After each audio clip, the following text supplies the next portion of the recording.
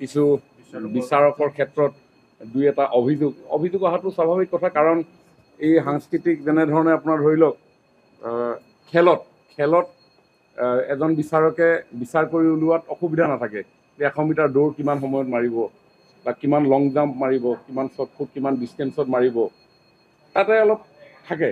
আৰু সংস্কৃতিটো এনেকুৱা সকলোৱে ভাবে যে মই বেষ্ট পাৰফৰ্ম কৰিছোঁ, গতিকে সকলোৱে নিজেই বেষ্ট পাৰফৰ্মাৰ হিচাপে স্বীকৃতি বিচৰাটো স্বাভাৱিক কথা এজন প্ৰতিযোগীৰ কাৰণে। আৰু বিচাৰকসকলৰ কাৰণেও এটা এটা ভেৰি টাফ জব।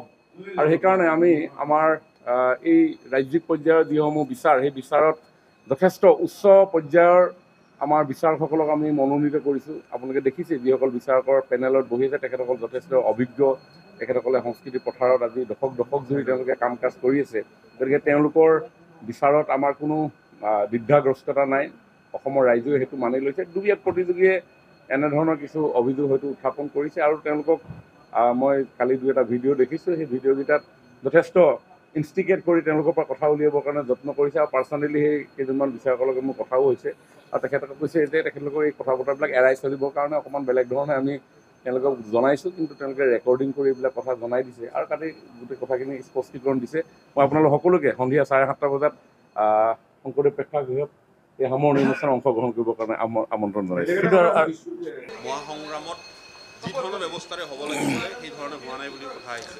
মাননীয় মুখ্যমন্ত্ৰী ডাঙৰীয়াৰ বিশেষ তৎপৰতাত সমগ্ৰ অসমত সাংস্কৃতিক চৰ্চাৰ এটা সুস্থ পৰিৱেশ যাতে গঢ় লৈ উঠিব পাৰে, আৰু আমাৰ মহান মনীষীসকলে যিসমূহ সৃষ্টি এৰি থৈ গৈছে উত্তৰ প্ৰজন্মৰ কাৰণে, সেইসমূহ যাতে সুন্দৰভাৱে চৰ্চা হ'ব পাৰে, বিভিন্ন জাতি জনগোষ্ঠীৰ মাজত সাংস্কৃতিক বিনিময়েৰে এখন শক্তিশালী সমাজ যাতে আমাৰ নিৰ্মাণ হ'ব পাৰে। নতুন প্ৰজন্মই ইটো জনগোষ্ঠীৰ সংস্কৃতি, সিটো জনগোষ্ঠীৰ যুৱ প্ৰজন্মই যাতে জানিব পাৰে, তেনেধৰণৰ মহান এটা উদ্দেশ্যেৰে সাংস্কৃতিক মহাসংগ্ৰাম একেবাৰে গ্ৰাছৰুট লেভেলৰ পৰা ৰাজ্যিক স্তৰলৈকে বিভিন্ন ব্যৱস্থাপনাৰ মাধ্যমেৰে আমি কৰিবৰ কাৰণে প্ৰয়াস কৰিছোঁ। আৰু য'ত প্ৰায় 7 লাখতকৈও অধিক ছাত্ৰ ছাত্ৰী অংশগ্ৰহণ কৰিছে, যুৱক যুৱতীয়ে অংশগ্ৰহণ কৰিছে, বহু লক্ষাধিক লোকে এই গোটেই বিষয়টো উপভোগ কৰিছে। গতিকে আপাতত দৃষ্টিত যদিও ই এক আপোনালোকে বা ৰাইজে প্ৰতিযোগিতা বুলি ভাবে, কিন্তু মাননীয় মুখ্যমন্ত্ৰী ডাঙৰীয়া তথা চৰকাৰৰ মহৎ উদ্দেশ্য হৈছে যে বৰাক ভেলীৰ নৱপ্ৰজন্মই বিহু জানক, কোনোবা ৰাভা জনগোষ্ঠীৰ যুৱক যুৱতীয়ে ঝুমুৰ নাচক, বড়ো জনগোষ্ঠীৰ বাগাৰুম্বা, কোনোবা উজনি অসমৰ অন্যান্য মৰাণ মটক জনগোষ্ঠীয়ে শিকক। তাৰ জৰিয়তে সাংস্কৃতিক এছিমিলেশ্যনৰ মাধ্যমেৰে বিভিন্ন বিবিধতাৰ মাজেৰে শক্তিশালী ৰূপত গঢ় লৈ উঠা আমাৰ অসম আৰু সুন্দৰ ৰূপত আগুৱাই যাওক, সেই চিন্তা আছে। আৰু এইখিনি কৰিব যাওঁতে আমি ডেফিনেটলি তেওঁলোকক আকৰ্ষিত কৰিবৰ কাৰণে প্ৰতিযোগিতা এটা আমি ডেফিনেটলি আয়োজন কৰিছোঁ, আৰু সেইটো খুব সুন্দৰভাৱে একেবাৰে পঞ্চায়ত লেভেলৰ পৰা জিলা পৰ্যায় পাৰ হৈ ৰাজ্যিক পৰ্যায়লৈকে আমি সুন্দৰ ৰূপত কৰি আজি অন্তিম কাৰ্যসূচী আছে।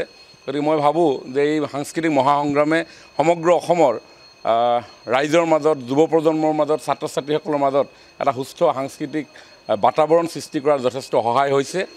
আৰু কিছু ময়ো দেখিছোঁ যোৱা কালি কিছু বিচাৰকৰ ক্ষেত্ৰত দুই এটা অভিযোগ অহাটো স্বাভাৱিক কথা, কাৰণ এই সাংস্কৃতিক যেনেধৰণে আপোনাৰ ধৰি লওক খেলত এজন বিচাৰকে বিচাৰ কৰি উলিওৱাত অসুবিধা নাথাকে যে 100 মিটাৰ দৌৰ কিমান সময়ত মাৰিব বা কিমান লং জাম্প মাৰিব, কিমান শ্বৰ্টফুট কিমান ডিষ্টেঞ্চত মাৰিব, তাতে অলপ থাকে। আৰু সংস্কৃতিটো এনেকুৱা সকলোৱে ভাবে যে মই বেষ্ট পাৰফৰ্ম কৰিছোঁ, গতিকে সকলোৱে নিজেই বেষ্ট পাৰফৰ্মাৰ হিচাপে স্বীকৃতি বিচৰাটো স্বাভাৱিক কথা এজন প্ৰতিযোগীৰ কাৰণে। আৰু বিচাৰকসকলৰ কাৰণেও এটা এটা ভেৰি টাফ জব। আৰু সেইকাৰণে আমি আমাৰ এই ৰাজ্যিক পৰ্যায়ৰ যিসমূহ বিচাৰ, সেই বিচাৰত যথেষ্ট উচ্চ পৰ্যায়ৰ আমাৰ বিচাৰকসকলক আমি মনোনীত কৰিছোঁ। আপোনালোকে দেখিছে যিসকল বিচাৰকৰ পেনেলত বহি আছে তেখেতসকল যথেষ্ট অভিজ্ঞ, তেখেতসকলে সংস্কৃতি পথাৰত আজি দশক জুৰি তেওঁলোকে কাম কাজ কৰি আছে। গতিকে তেওঁলোকৰ বিচাৰত আমাৰ কোনো দ্বিধাগ্ৰস্ততা নাই, অসমৰ ৰাইজেও সেইটো মানি লৈছে। দুই এক প্ৰতিযোগীয়ে এনেধৰণৰ কিছু অভিযোগ হয়তো উত্থাপন কৰিছে, আৰু তেওঁলোকক মই কালি দুই এটা ভিডিঅ' দেখিছোঁ। সেই ভিডিঅ'কেইটাত যথেষ্ট ইনষ্টিগেট কৰি তেওঁলোকৰ পৰা কথা উলিয়াবৰ কাৰণে যত্ন কৰিছে আৰু পাৰ্চনেলি সেই কেইজনমান বিচাৰকৰ লগত মোৰ কথাও হৈছে আৰু তেখেতলোকে কৈছে যে তেখেতলোকৰ এই কথা বতৰাবিলাক এৰাই চলিবৰ কাৰণে অকণমান বেলেগ ধৰণে আমি তেওঁলোকক জনাইছোঁ কিন্তু তেওঁলোকে ৰেকৰ্ডিং কৰি এইবিলাক কথা জনাই দিছে আৰু কালি গোটেই কথাখিনি স্পষ্টীকৰণ দিছে মই আপোনালোক সকলোকে সন্ধিয়া 7:30 বজাত শংকৰদেৱ প্ৰেক্ষাগৃহত এই সামৰণি অনুষ্ঠানত অংশগ্ৰহণ কৰিবৰ কাৰণে আমন্ত্ৰণ জনাইছোঁ